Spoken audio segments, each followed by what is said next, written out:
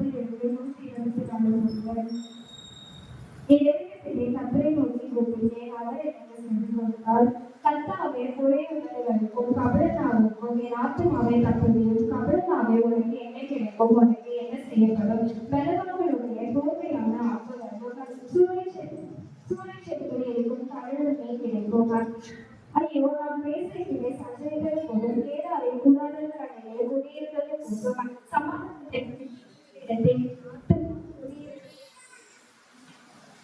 சமாதானத்தை பகைக்கிறவர்களிடத்தில் என் ஆத்மா குடியிருந்தது போதும். நான் சமாதானத்தை நாடுகிறேன். அவர்களோடு நான் பேசும்போது யுத்தத்திற்கு எதிரப்படுகிறார்கள். எனக்கு ஒத்தாசை வரும் பர்வதங்களுக்கு நேராக என் கண்களை ஏறுகிறேன். வானத்தை கூப்பிய உண்டாக்கினை கர்த்தரிடத்தில் இருந்து எனக்கு ஒத்தாசை வரும். உன் காலை தள்ளாட ஒன்றால் உன்னை காக்கும் தேவன் உலகால். இன்னும் இஸ்ரவேலை காக்கிறவர் ஒழுங்குகிறதும் இல்லை, தூங்குகிறதும் இல்லை. கர்த்தர் உன்னை காக்கின்றார். கர்த்தரும் வலது பக்கத்தில் உனக்கு நிழலாய் இருக்கின்றார். பகலிலே வெயிலாகிலும் இரவிலே நிலவாகிலும் உன்னை சேதப்படுத்துவதில்லை.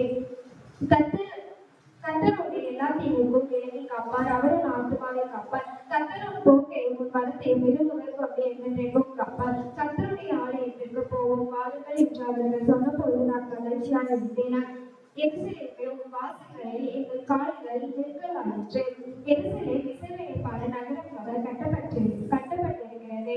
அங்கே இஸ்ரவேலுக்கு சாட்சியாக கர்த்தருடைய ஜனமாகிய கோத்திரத்தார் கர்த்தரின் நாமத்தை துதிப்பதற்கு போகும். அங்கே தாவீதின் வம்சத்தாருடைய சிங்காசனமாகிய நியாயசனம் வைக்கப்பட்டிருக்கிறது.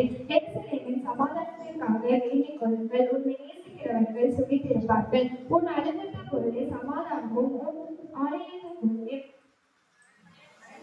உன் அரண்மனை பொருளை சுகமும் இருக்கும்.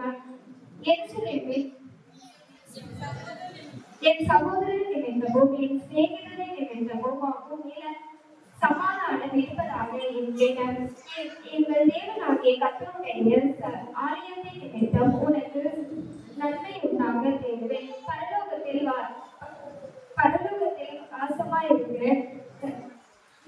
வாசமாயிருக்கிற உம்மிடத்திற்கு என் கண்களை ஏறெடுக்கிறேன். இதோ வேலைக்காரரின் கண்கள் தங்கள் எஜமானியின் கையை நோக்கி இருக்குமா போலவும் வேலைக்காரியின் கண்கள் தங்கள் எஜமானியின் கையை நோக்கி இருக்குமா போலவும் எங்கள் தேவனாகிய கர்த்தர் எங்களுக்கு இரக்கம் செய்யும் வரைக்கும் எங்கள் கண்கள் அவரையே நோக்கி கொண்டிருக்கிறது.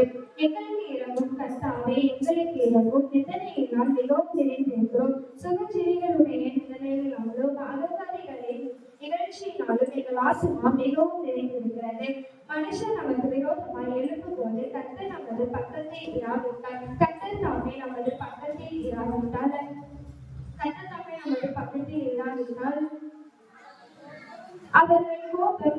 அவர்கள்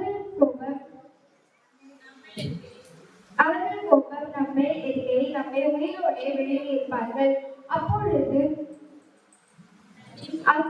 தண்ணீர்கள் நம்மேல் பொழிந்து வெள்ளங்கள் நமது ஆத்மாவின் மேல் பெருகி கொந்தளிக்கும் ஜலம் நமது ஆத்மாவின் மேல் பொருட்டு போயிருக்கும் என்று இஸ்ரவேல் இப்பொழுது சொல்வதாக. நம்மை அவர்களுடைய பற்களுக்கு எதிராக ஒப்புக்கொள்ளாது இருக்கிற கர்த்தருக்கு சொல்கிறேன். வேடனுடைய கண்ணுக்கு தப்பின குருவியை போல நம்முடைய ஆத்மா தப்பிற்று. கண்ணி தெரிந்தது நாமும் தப்பினோம். நம்முடைய சகாயம் வானத்தையும் பூமியையும் உண்டாக்கின கர்த்தருடைய நாமத்தை